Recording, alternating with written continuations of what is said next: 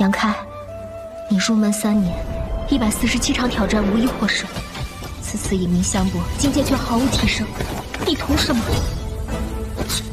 软柿子，随便你。Halo guys, apa kabarnya hari ini? Masih baik-baik aja kan? Di video kali ini kita akan melanjutkan cerita Donghua Martial Peak. Oke, nggak usah lama-lama lagi, kita langsung aja ke ceritanya. Dengan begitu banyak persimpangan jalan, beberapa jelas aman dan yang lainnya berbahaya. Yang tidak yakin jalan mana yang harus dipilih. Menggertakkan giginya dan secara acak memilih salah satu untuk masuk. Tepat saat dia menghilang, Lan Xun dan Xiao Chen muncul dari susunan ilusi. Punggung Yang terlihat oleh Lan Xun. Hah? Mata Lan Xun melebar karena terkejut. Dia bahkan lebih cepat dari saya. Apa? Xiao Chen yang mengikuti di belakang Lan Xun tidak memperhatikan apapun di depan dan bertanya dengan curiga. Tidak ada apa-apa? Lan Xun menggelengkan kepalanya, melirik ke belakang dan mendapati bahwa mereka hanya 10 langkah dari pintu masuk. Lingkungan sekitar kosong, tidak ada orang lain yang terlihat. Mengetahui kekuatan susunan ilusi, dia tidak peduli dengan nasib orang lain dan berkata kepada Xiao Chen, "Ayo kita lanjutkan." Sesaat kemudian, keduanya tiba di persimpangan jalan. Langsung sengaja memilih jalan yang berbeda dari Yang Ke dan masuk.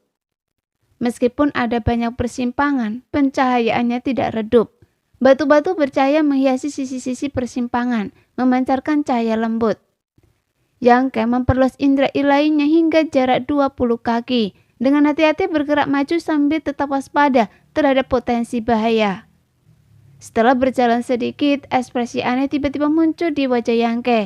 Dia mendengarkan dengan seksama dan sama-sama mendengar suara pertempuran di depan. Bersamaan dengan aroma darah yang samar. Karena terkejut, dia segera menarik indera ilainya, menahan nafas dan perlahan melanjutkan perjalanan. Tak lama kemudian dia tiba di luar sebuah aula yang luas. Meskipun tidak sebesar tempat mereka pertama kali masuk, tempat itu masih cukup besar. Bagian dalam aula mudah terlihat tanpa fitur yang luar biasa. Di tengahnya ada sebuah kolam lebih dari 4 atau 5 kaki dalamnya. Isi aslinya tidak diketahui, tetapi sekarang benar-benar kosong. Di sebelah kiri aula ada sebuah meja panjang dengan 2 buah spiritual di atasnya. Buah spiritual itu meskipun usianya tidak diketahui masih tampak baru dan mengeluarkan aroma yang kaya. Ukurannya tidak besar, hanya sekitar sebesar kepalan tangan. Menyerupai 2 buah persik matang. Membuatnya sangat menggoda. Ini buah waktu. Mata Yang Ke berbinar, dia langsung mengenali buah itu. Sebelumnya dia telah mendapatkan gulungan giok yang ditinggalkan oleh Gong Sun Mo, murid ketiga Kaisar Agung Miaodan. Di bawah Gunung Yuanding, gulung giok itu merinci nama, penampilan dan metode pemurnian berbagai ramuan dan obat spiritual langka di alam bintang. Yang Ke telah menghafal isi gulungan giok itu dengan sempurna. Bagaimana mungkin dia tidak mengenalinya? Buah waktu adalah sesuatu yang hanya ditemukan di kuil waktu. Pada saat ini Yang Ke tiba-tiba mengerti. Meskipun dia tahu tentang buah waktu sebelumnya, dia belum menghubungkannya dengan kuil waktu. Tapi sekarang melihatnya semuanya menjadi jelas. Efek buah waktu itu aneh. Itu tidak memberikan bantuan substansial apapun untuk kultivasi seorang seniman bela diri. Tapi meskipun begitu, ini tidak mengurangi kelangkaan dan nilainya. Gulungan giok yang ditinggalkan oleh Gong Sun Mo mencatat bahwa buah waktu memiliki 2 efek yang berlawanan. Satu dapat membalikkan penuaan, membuat orang tua tampak muda kembali dalam waktu singkat. Yang lain seperti racun waktu, menyebabkan orang muda menua sebelum waktunya. Tanpa mengetahui cara membedakan berbagai buah waktu, tidak ada yang berani mengkonsumsinya secara sembarangan. Mengesampingkan pertanyaan apakah efek kedua benar-benar berfungsi, efek pertama tentu akan membuat banyak praktisi bela diri menjadi gila, terutama praktisi bela diri wanita. Siapa yang tidak menginginkan awet muda? Siapa yang tidak ingin tetap awet muda selamanya? Tetapi, bahkan dengan kultivasi tinggi dan teknik yang luar biasa untuk menjaga kemudaan, pisau waktu yang kejam tetap akan meninggalkan bekas di tubuh mereka. Bekas-bekas ini menjadi semakin jelas seiring berjalannya waktu. Tetapi jika seseorang memiliki buah waktu yang dapat membalikkan penuaan, itu akan berbeda. Bahkan seorang wanita tua pun bisa menjadi cantik abadi dalam sekejap mata. Tentu saja ini tidak berarti buah waktu hanya efektif untuk wanita. Bagi praktisi bela diri yang mendekati akhir hayat dan tanpa harapan untuk menembus batas, buah waktu tidak diragukan lagi merupakan obat mujarab untuk memperpanjang umur. Buah ini dapat sepenuhnya mengembalikan praktisi bela diri ke kondisi fisik beberapa dekade atau bahkan berabad-abad yang lalu.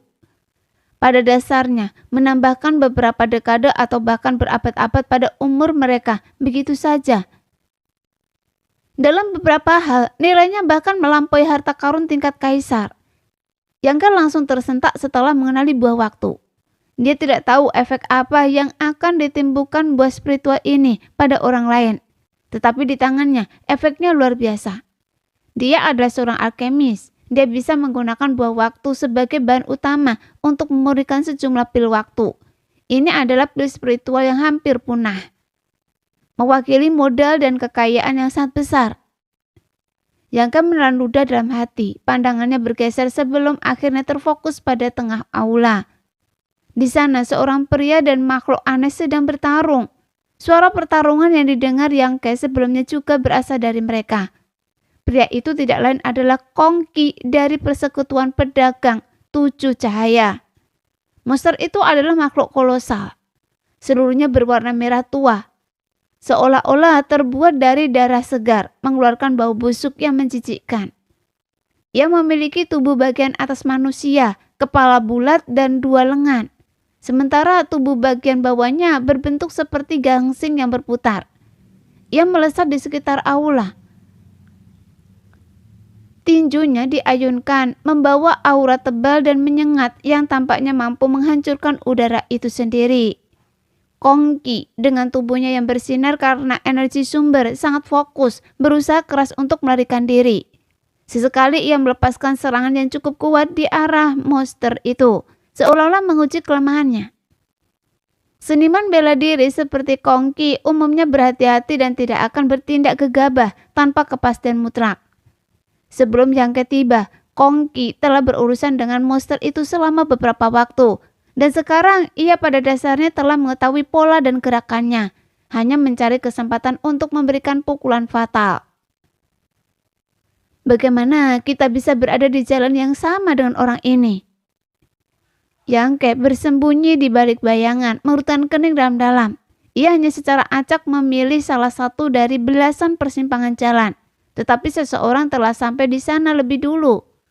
Untungnya Kongki berada di depannya. Jika tidak, Yangke lah yang akan berurusan dengan monster darah itu. Sambil melirik medan perang, pandangan Yangke tertuju pada 2 buah waktu di atas meja panjang. Sebuah pikiran hina muncul di benaknya. Sementara orang ini mengalihkan perhatian monster darah, saya bisa diam-diam mengambil buah waktu.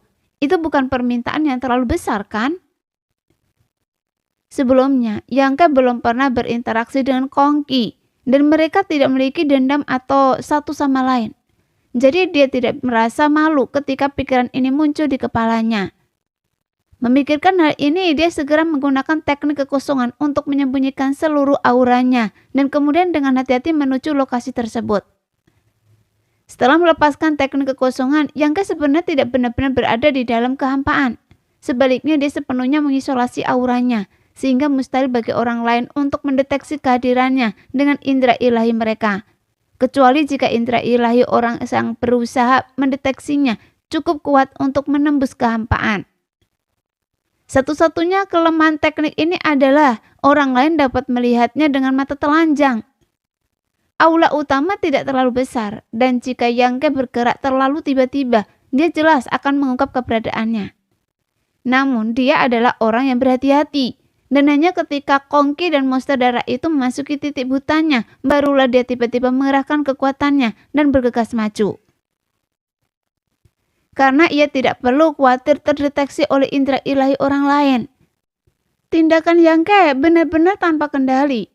Dalam sekejap mata, ia melesat ke meja panjang dan mengulurkan tangan untuk mengambil 2 buah waktu, berniat menyimpannya di cincin spesialnya. Tanpa diduga, pada saat itu sebuah penghalang seperti cahaya muncul di atas meja panjang, langsung menghalangi tangan Yangke di udara. Sial!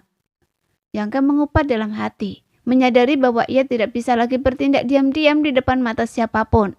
Benar saja, saat penghalang cahaya itu berkedip, Kongki dan monster darah yang sedang terlibat dalam pertarungan sengit sama-sama menyadarinya dan mengalihkan pandangan mereka.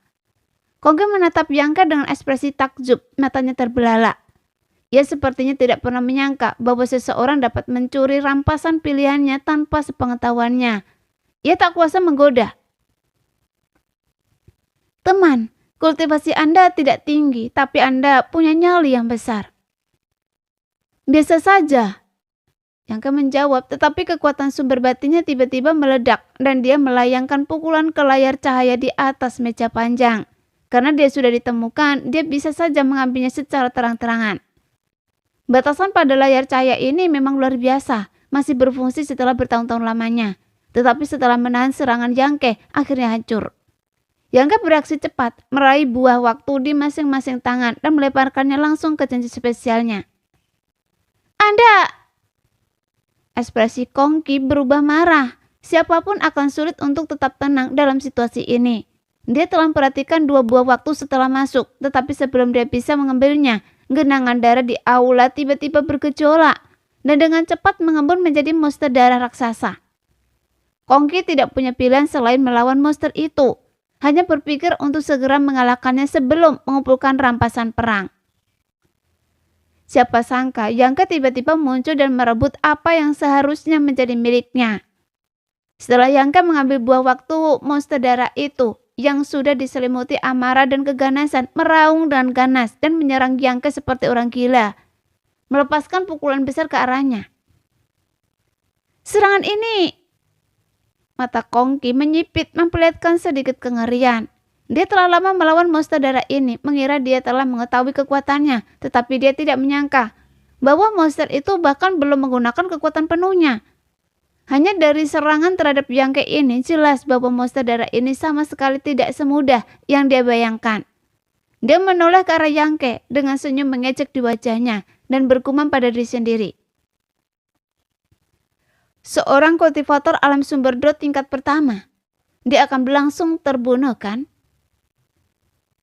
Menurutnya, bahkan jika dia ingin bertahan melawan serangan ini, itu tidak akan mudah. Lawannya hanya seorang kultivator alam sumber dot tingkat pertama, jadi seharusnya akan terbunuh dalam sekejap mata. Dengan sebuah raungan yang mengkakkan telinga, gelombang energi yang dahsyat dan gelombang darah yang bergolak menelan tempat Yangke berdiri. Mencari kematiannya sendiri. Kongki menatap tajam ke depan, mendengus dingin sambil dengan hati-hati mencari cincin spesial Yangke di area yang kacau itu. Tapi tempat itu benar-benar kosong. Mungkinkah cincin spesial itu pun hancur? Wajah Kongki sedikit pucat. Dia tidak ngeri dengan kekuatan monster darah itu, tetapi lebih sedih karena kehilangan harta karun di dalam cincin spesial Yangke. Terlepas dari barang berharga apapun yang awalnya dimiliki Yangke, 2 buah spiritual buah luar biasa itu saja sudah tak ternilai harganya. Jika monster darah itu benar-benar menghancurkan cincin spesial Yangke, semua yang ada di dalamnya akan dibuang ke kehampaan dan tidak akan pernah bisa diambil kembali. Saat dia sedang melamun, monster darah itu meraung lagi. Tubuhnya tiba-tiba memancarkan cahaya merah tua yang menyebar keluar. Apa yang terjadi? Kongki merutan kening dengan cepat melompat ke udara untuk menghindari cahaya merah tua itu. Pada saat yang sama, cahaya merah darah menyebar seketika memenuhi seluruh aula dan membentuk penghalang cahaya merah tua yang menutup semua pintu masuk dan keluar. Detik berikutnya di pintu keluar, penghalang cahaya merah tua sedikit penyok dan sesosok muncul secara aneh, seolah-olah dia telah terpental keluar. Ada gerakan seperti itu? Yangke tercengang. Sambil berbicara, dia melayangkan pukulan ke penghalang cahaya. Yang mengejutkannya, penghalang cahaya itu meskipun tampak tipis sangat kuat. Pukulan kuatnya tidak menghancurkannya, hanya meninggalkan bekas kepalan tangan yang pulih sepenuhnya dalam waktu yang sangat singkat. Anda! Kongki yang melayang di udara melebarkan matanya karena tak percaya. Seolah-olah dia telah melihat hantu di siang bolong. Dia menatap Yangke dengan heran dan berkata, Anda belum mati. Seorang seniman bela diri tingkat pertama alam sumber Do telah diserang oleh monster darah. Sama sekali tidak terluka dan bahkan berhasil melarikan diri ke pintu keluar tanpa ada yang menyadarinya. Jika bukan karena kewaspadaan monster darah dan metode tak dikenal yang digunakan untuk menutup jalan keluar, orang ini mungkin sudah melarikan diri. Dalam hal itu, monster darah yang marah pasti akan melampiaskan amarahnya padanya. Dan hasil akhirnya hanyalah dia tidak akan bisa makan daging kambing, tetapi malah mendapat masalah. Anak itu terlalu licik dan kejam. Dia praktis tidak manusiawi. Setelah menyadari hal ini, amarah Kongki melonjak dan dia berharap bisa bergegas turun dan bergabung dengan monster darah untuk memberi Yangke pelajaran. Saudara Kong, halo. Yangke menyapa Kongki dengan agak canggung. Awalnya dia bisa saja memalsukan kematiannya dan melarikan diri, meninggalkan Kongki untuk menghadapi monster darah sendirian. Sayangnya, rencananya tidak selalu berjalan sesuai harapannya, dan dia akhirnya terjebak di sini. Senang apanya? Kongki mencibir dengan wajah cemberut. Tapi jika Anda mati, saya akan sangat senang. Dia dan Yangke sama sekali tidak saling kenal dan mengingat tindakan pihak lain barusan. Kesan pertamanya terhadap Yangke tentu saja tidak baik. Dia menganggap orang ini licik dan jahat, bukan seseorang yang pantas dijadikan teman. Tentu saja dia tidak menatapnya dengan ramah. Yangke tidak mempermasalahkannya dengan tersenyum. Saudara Kong, Anda terlalu sopan. Seperti kata pepatah, di rumah Anda bergantung pada orang tua Anda. Tetapi ketika Anda berada di luar rumah, Anda bergantung pada teman Anda. Siapa bilang saya teman Anda? Kongki memotongnya sebelum dia selesai berbicara. Urat-uratnya menegang. Baiklah. Ekspresi Yangke berubah serius dan dengan gerakan cepat dia menghindari serangan mematikan monster darah itu. Sejak dia diam-diam mengambil dua buah waktu, monster darah itu sepertinya menganggapnya sebagai pembunuh ayahnya. Tanpa henti menyerangnya dan sama sekali mengabaikan Kongki. Monster darah itu sangat besar dan Yangke mahir dalam kekuatan spesial, jadi menghindar bukanlah hal yang sulit. Satu-satunya hal yang membuat Yangke khawatir adalah aura darah yang terpancar dari tubuh monster itu. Aura darah aneh ini sepertinya memiliki semacam kekuatan korosif. Terus-menerus mengikis energi sumbernya, mencoba menyerang tubuhnya dan menimbulkan malapetaka. Sambil menghindari serangan monster darah itu, dia berteriak. Saudara Kong, bukankah seharusnya Anda turun dan membantu membunuh monster darah ini? Kongki menyilangkan tangannya tampak seperti sedang menonton pertunjukan yang bagus dan mencibir. Mengapa saya harus turun dan membantu? Monster itu mengincar Anda, bukan saya. Jadi apa peduli saya jika Anda yang hidup atau mati? Saudara Kong, Anda salah. Yangke menggelengkan kepalanya, suaranya terdengar terputus-putus. Karena kecepatannya yang tinggi, suaranya terdengar agak tidak menentu. Anda juga sudah melihatnya. Aula ini sepertinya telah disegel oleh kekuatan yang tak digunakannya. Kecuali kita membunuhnya, kita tidak bisa pergi dari sini. Saudara Kong, apakah Anda rela terjebak di sini? Kongki tersenyum dan berkata, saya bisa menunggu sampai monster itu membunuh Anda sebelum saya bertindak. Yangke mencibir dan berkata, maafkan kekasaran saya, Saudara Kong, tapi meskipun Anda cukup kuat, mungkin akan sulit bagi Anda untuk membunuh monster ini sendirian, kan? Wajah Kongki sedikit berkedut, meskipun dia tidak mau mengakuinya. Apa yang dikatakan Yangke itu benar. Sebelum Yangke datang, Kongki yakin dia bisa dengan mudah mengalahkan monster darah itu. Namun dilihat dari kemampuan bertarung monster itu saat ini, jelas sekali monster itu menahan diri. Bahkan jika Kongki menggunakan harta andalannya, membunuh monster darah itu akan ada harganya. Terlebih lagi siapa yang tahu bahaya apa yang menanti di depan. Kongki tidak mau menggunakan kekuatannya kecuali benar-benar diperlukan. Dengan pemikiran ini, ekspresi Kongki mengeras. Dia menyipitkan matanya ke arah Yangke, berkata dengan penuh arti, "Anda sepertinya bukan orang biasa." Baru sekarang dia menyadari bahwa Yangke secara bersamaan berurusan dengan monster darah dan mengobrol dengannya dengan mudah. Ini jelas bukan sesuatu yang bisa dilakukan oleh seorang seniman bela diri tingkat 1 doyuan. Ditambah dengan tingkah anehnya sebelumnya, Kongki tak bisa menahan diri untuk bertanya-tanya dari sekte mana orang ini berasal yang memiliki kekuatan seperti itu. "Saudara Kong, Anda terlalu memuji saya. Saya hanya sedikit percaya diri dengan teknik gerakan saya." Saat Yangke berbicara, dia sengaja berhenti di udara, menghilang hanya ketika serangan monster darah itu mengenainya, seolah sengaja pamer. "Hanya teknik gerakan?" Kongki bergumam pada diri sendiri, tanpa repot-repot memverifikasi, malah berteriak, "Saya bersedia bertindak, tetapi apa yang Anda lakukan tadi? Saya akan berbagi satu dengan Anda." Yangke sepertinya tahu apa yang akan dikatakannya dan segera menjawab. Begitu dia selesai berbicara, sesuatu terbang dari arah Yangke. Kongki merutan kening, mengulurkan tangan dan menangkapnya, menemukan bahwa itu tak lain adalah buah roh yang telah diletakkan di atas meja panjang tadi. Begitu murah hati. Tindakan Yangke membuat Kongki terkejut. "Saudara Kong, kita bergabung untuk membunuh musuh, jadi kita akan membagi rampasan perangnya. Itu seharusnya tidak menjadi masalah, kan? Anda tidak mungkin ingin menyimpan semuanya untuk diri Anda sendiri." Suara Yangke terdengar lagi. Kongki dengan hati-hati memeriksa buah spiritual di tangannya, memastikan bahwa buah itu tidak dimanipulasi. Sebelum dengan sungguh-sungguh menyimpannya di cincin spesialnya, dia berkata dengan tenang, "Meskipun Anda agak tidak menyenangkan karena Anda begitu tulus, saya akan bekerja sama dengan Anda." Yangke menyeringai, "Saudara Kong memang orang yang bijak. Tahan dulu, saya butuh waktu untuk melepaskan jurus ini." Saat dia berbicara, energi internal Kongki melonjak dan dia menggerakkan pergelangan tangannya. Sebuah koin tembaga emas muncul di tapak tangannya. Dengan teriakan keras, dia dengan panik mencurahkan energi internalnya ke dalamnya. Melihat ini, Yangke segera tahu teknik rahasia dahsyat macam apa yang akan digunakan Kongki, terutama yang dieksekusi dengan bantuan harta karun rahasia. Kekuatannya tidak diragukan lagi, luar biasa. Dia segera menegang dan fokus untuk mengulur waktu. Kongki bertindak seperti itu karena percaya diri. Meskipun dia mengakui Yangke sebagai kultivator alam sumber do yang luar biasa, dia tidak percaya Yangke lebih kuat darinya. Kemampuan Yangke untuk bertahan melawan monster darah begitu lama semata-mata karena gerakan dan kecepatannya yang superior.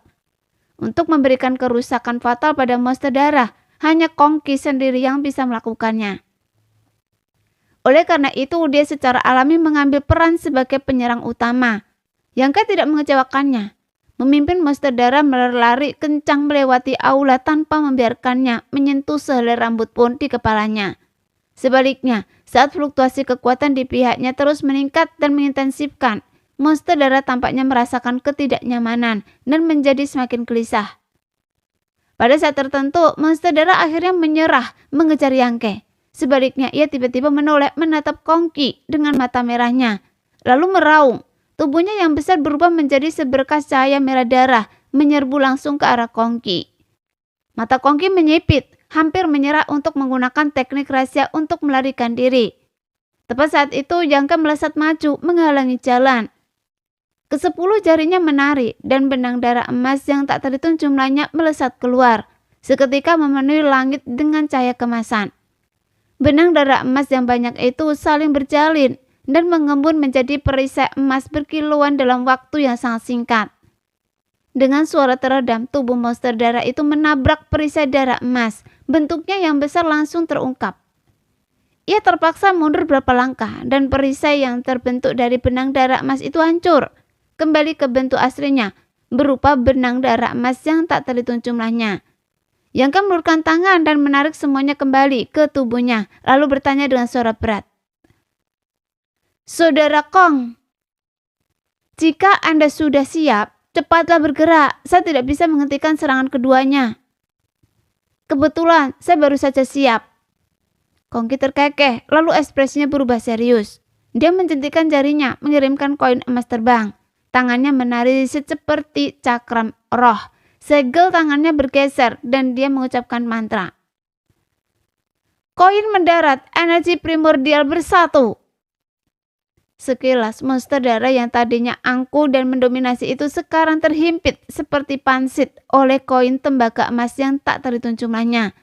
Melihat ini Yangke sama-sama merasakan gerakan Kongki selanjutnya dan dengan cepat menghindar ke jarak yang lebih jauh. Benar saja, tepat saat dia bergerak, Kongki tiba-tiba berteriak, "Mati!" Begitu dia selesai berbicara, suara mendengung terdengar. Koin tembaga emas yang tak terhitung jumlahnya itu tampaknya berubah menjadi senjata yang sangat tajam dalam sekejap. Dengan cepat menarik diri dan menebas tubuh monster darah itu. Cahaya kemasan menghilang dan koin tembaga yang tak terhitung jumlahnya itu menyatu kembali menjadi satu, yang diambil kembali oleh Kongki. Tetapi monster darah itu yang tadinya berdiri di tempatnya roboh dengan keras. Tubuhnya berubah menjadi serpian tipis seperti sayap jangkrik saat jatuh. Berubah menjadi nanah yang mengalir di seluruh tanah. Aula itu dengan cepat dipenuhi bau busuk yang menjijikkan. Menyedihkan. Kongki mendarat dari udara dengan sikap acuh tak acuh, mendengus dingin. Jika bukan karena wajahnya yang sedikit pucat, pernyataan ini pasti akan lebih meyakinkan. Serangan itu jelas juga telah membebani dirinya. Yangke tersenyum tipis, hendak mengatakan sesuatu ketika tiba-tiba ekspresinya berubah dan dia melihat sekeliling dengan seksama. Ada apa? Kongki merutkan kening dan bertanya, melihat perubahan ekspresi Yangke yang tiba-tiba. Sudah Kong, apakah Anda tidak menyadari bahwa kekuatan pembatas ruangan ini belum hilang? Yangke bertanya sambil melihat ke arah pintu masuk. Baru setelah diingatkan, Kongki terlambat melihat sekeliling, bertanya dan heran. Benarkah? Mengapa? Ada dua kemungkinan. Wajah Yangke menjadi gelap dan dia menatapnya dengan serius, berkata, kemungkinan pertama adalah bahwa pembatasan itu awalnya ada di ruangan ini dan tidak ada hubungannya dengan monster darah. Jadi meskipun ia mati, penghalang cahaya pembatas tidak menghilang. Lalu kemungkinan lainnya? Kongki tidak bodoh. Dia mengerti apa yang Yangke coba katakan. Sambil berbicara dia menunduk ke tanah dan berbisik. Ia belum mati. Begitu dia selesai berbicara, genangan nanah merah darah di tanah mulai mengalir dan menggeliat dengan cepat. Nanah itu mengalir ke genangan di tengah ruangan, seperti makhluk hidup. Benarkah dia belum mati? Seru Kongki kaget. Dia sudah menggunakan teknik rahasianya dikombinasikan dengan serangan harta karunnya untuk memotong monster darah itu menjadi irisan tipis yang tak terhitung jumlahnya. Namun dia masih belum mampu melenyapkannya, menunjukkan sifatnya yang aneh. Genangan darah ini adalah kuncinya. Yangke sepertinya menyadari sesuatu. Saat dia berbicara, darah di genangan itu mulai mendidih, menggelembung dan bergolak, seolah-olah akan melahirkan monster darah lain. Ini sangat merepotkan. Kongki tidak bisa menahan diri untuk mundur beberapa langkah. Wajahnya menunjukkan kekhawatiran. Dia menyarankan, mengapa kita tidak bergabung untuk menerobos batasan dan pergi? Kongki benar-benar tidak ingin melawan makhluk aneh yang hampir tak bisa dibunuh ini. Namun Yangke beri diam, mengabaikannya. Apakah Anda mendengar saya? Kongki merutkan kening dan berteriak. Oh, Yangke akhirnya menjawab. Tidak perlu repot-repot, saya tiba-tiba punya ide bagus. Apa? Kongki bertanya dan heran. Tapi Yangke tidak menjawabnya, sebaliknya dia berjalan ke depan kolam darah dan berdiri dengan posisi aneh. Dia mengulurkan tangannya yang besar, meraih ke depan dan berteriak. Seni ilahi penyerapan laut, serap! Apa-apaan ini? Mulut Kongki berkedut, tidak tahu harus berkata apa kepada Yangke, karena dengan pengetahuan dan pengalamannya, dia belum pernah mendengar teknik yang disebut seni ilahi penyerapan laut. Jelas bahwa teknik ini ada sesuatu yang dibuat-buat oleh Yangke atau teknik murahan tingkat rendah. Tapi di saat berikutnya pemandangan yang membuat mata Kongki terbelalak muncul. Air darah yang bergejolak dan berputar-putar di kolam darah sebenarnya diserap oleh Yangke dan terus mengalir ke telapak tangannya dan menghilang. Air darah di kolam darah bergejolak semakin hebat dan samar-samar terdengar raungan dan perlawanan. Tetapi karena tubuh monster darah itu belum sepenuhnya terbentuk, ia tidak berdaya untuk melawan dan hanya bisa ditarik oleh kekuatan untuk berkumpul di telapak tangan Yangke. Tapak tangan Yangke seperti jurang tanpa dasar, menerima darah yang dipenuhi energi jahat. Kongki tercengang, badai berkecamuk di dalam dirinya. Dia terus menggosok matanya, mengatakan pada dirinya sendiri bahwa itu hanyalah ilusi. Tetapi bagaimanapun dia melihatnya, pemandangan di hadapannya sangat nyata. Sementara itu, Yangke mempertahankan posisi anehnya, memegang mutiara alam mistis di telapak tangannya, di titik buta Kongki. Dia berkomunikasi dengan tubuh dharmanya melalui indera ilahinya, bertanya, "Apakah Anda yakin bisa memurnikan benda-benda ini?" Tubuh dharma menjawab, "Noda darah ini mengandung energi yang sangat besar, yang akan sangat berguna bagi saya. Teknik pertumbuhan penelan surga dapat menelan apapun. Jadi bagaimana mungkin noda darah biasa menjadi pengecualian? Saya bahkan telah memurnikan 2 prajurit alam asal Do." "Baiklah, kalau Anda bilang begitu." Yangke tidak berkata apa-apa lagi. Jika tubuh dharmanya tidak tiba-tiba mengirimkan pesan kepadanya, dia tidak akan menggunakan mutiara alam mistis untuk menyerap genangan bercak darah ini ke alam mistis kecil. Dia berhenti sejenak dan kemudian memperingatkan, "Namun, Anda tetap harus berhati-hati. Jangan biarkan pikiran jahat itu merusak indera ilahi Anda." "Saya mengerti." Di aula, ekspresi Kongki berubah menunjukkan keterkejutan, keraguan, keterkejutan, dan kengerian. Seiring waktu berlalu, genangan bercak darah disertai dengan ratapan samar dengan cepat menghilang. Pada saat yang sama, penghalang cahaya yang menyegel ruangan itu hancur dengan sendirinya. Setelah darah sepenuhnya terserap, Yangke membuat lingkaran dengan kedua tangannya, memfokuskan energinya di dantiannya, dan mengambil posisi menyelesaikan latihannya. Setelah berbalik, dia menepuk perutnya dan bersendawa tampak cukup puas, yang membuat wajah Kongki memucat. "Saudara Kong senang sekali berbisnis dengan Anda, seperti yang diharapkan dari seorang elit dari Persekutuan Pedagang 7 Cahaya. Langkah pendaratan koin emas barusan benar-benar memperluas wawasan saya. Reputasi Anda memang pantas." Dia berhenti sejenak, memiringkan kepalanya untuk melihat Kongki. "Mengapa Anda memasang wajah seperti itu?" Bibir Kongki berkedut. Dia berkata, "Saya hanya ingin bertanya, apakah ada sesuatu yang aneh pada tubuh Anda?" "Tidak," jawab Yangke sambil berjalan maju. Kongki buru-buru mundur beberapa langkah, mengangkat tangannya dan berkata, "Jangan mendekat, berdiri saja di situ dan bicara." Jika sikap Kongki terhadap Yangke sebelumnya adalah ketidaksukaan dan kewaspadaan, sekarang itu adalah rasa jijik murni. Dia melihat ekspresi Yangke seolah-olah sedang melihat belatung yang merayap keluar dari kubangan, dan dia sama sekali tidak tahan untuk menatapnya langsung. "Saudara Kong tampaknya orang yang bersih," Yangke menyeringai, berkata dengan penuh arti. "Itu tidak ada hubungannya dengan kebersihan." Kongki menekan rasa tidak nyaman di perutnya dan menjawab dengan cepat. Setelah berbicara, dia segera menutup mulut dan hidungnya rapat-rapat. "Ngomong-ngomong, ada satu hal lagi yang perlu saya katakan kepada Saudara Kong. Sebaiknya Anda tunggu sampai Anda kembali dan berkonsultasi dengan para tetua di perkumpulan pedagang untuk mengidentifikasi jenis dan efek buah spiritual itu sebelum mengambil keputusan apapun. Jangan memakannya sembarangan." Yangke mengganti topik pembicaraan, menambahkan pengingat yang penuh kekhawatiran. Lagi pula meskipun kedua buah waktu itu tampak sama, sebenarnya keduanya sangat berbeda. Buah waktu yang diberikan Yangke kepada Kongki memiliki sedikit masalah. Jika Kongki menderita karenanya, dia juga tidak akan bisa lepas dari tanggung jawab. "Anda tidak perlu mengingatkan saya tentang ini." Kongki merutkan kening, diam-diam merasa Yangke terlalu khawatir. "Baguslah," Yangke menyeringai dan berkata, "Semuanya sudah beres di sini, jadi kenapa kita tidak..." Tapi sebelum Yangke selesai berbicara, Kongki mengepakkan tangannya memberi hormat dan berkata, "Selamat tinggal." Dia berbalik dan melesat keluar aula. Dia bahkan tidak repot-repot dengan formalitas seperti "sampai jumpa lagi." Seolah-olah dia tidak pernah ingin melihat Yangke lagi. Dia lari sangat cepat. Yangke melihat ke arah dia menghilang dan bergumam pada diri sendiri. Dia berdiri di sana sejenak merenung. Dia tidak berbalik tetapi mengikuti arah yang dituju Kongki. Meskipun dia secara tidak sengaja memilih jalan yang sama dengan Kongki, mungkin sudah terlambat untuk kembali sekarang.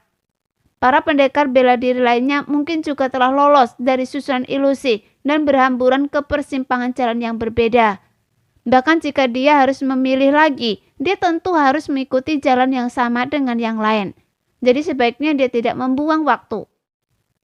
Di belakang aula utama masih ada lorong yang dihiasi batu-batu aneh. Tampaknya ada beberapa rintangan kecil di sepanjang jalan. Tetapi Kongki yang telah berjalan lebih dulu telah berhasil melewatinya. Yangke di sisi lain memiliki perjalanan yang lancar. Setelah berjalan sekitar setengah jam, Yangke tiba-tiba mengangkat alisnya dan menyeringnya pada sosok yang berdiri di depannya, berkata, "Sudah Kong, mengapa Anda menunggu saya di sini? Apakah Anda mengalami kesulitan?" "Tidak." Melihat Yangke mendekat, Kongki merasakan kepanikan yang aneh dan mundur beberapa langkah, berkata, "Ada persimpangan jalan di sini. Yang mana yang ingin Anda ambil?" Mendengar ini, Yangke melihat ke depan dengan memang menemukan bahwa memang ada dua persimpangan jalan. Matanya melirik ke sekeliling, dan dia segera mengerti mengapa Kongki sengaja menunggu di sini. Pria ini jelas tidak ingin mengikutinya, jadi dia hanya menunggu di sini untuk memastikan. Meskipun itu akan membuang waktu.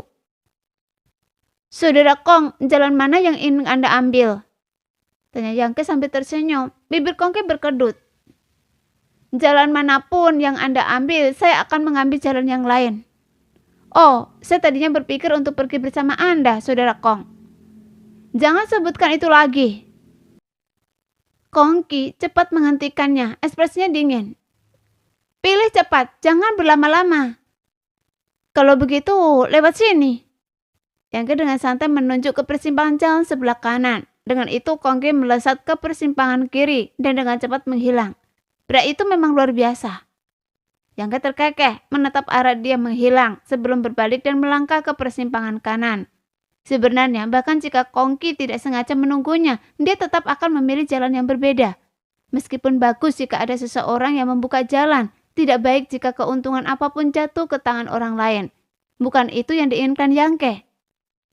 Perjalanan relatif damai, meskipun ada beberapa batasan kecil yang dengan mudah diatasi oleh Yangke. Tiba-tiba sebuah cahaya muncul di depan. Semangat Yangke bangkit dan dia mendongak untuk melihat struktur seperti pintu di depannya. Dari mana cahaya yang menyilaukan itu terpancar?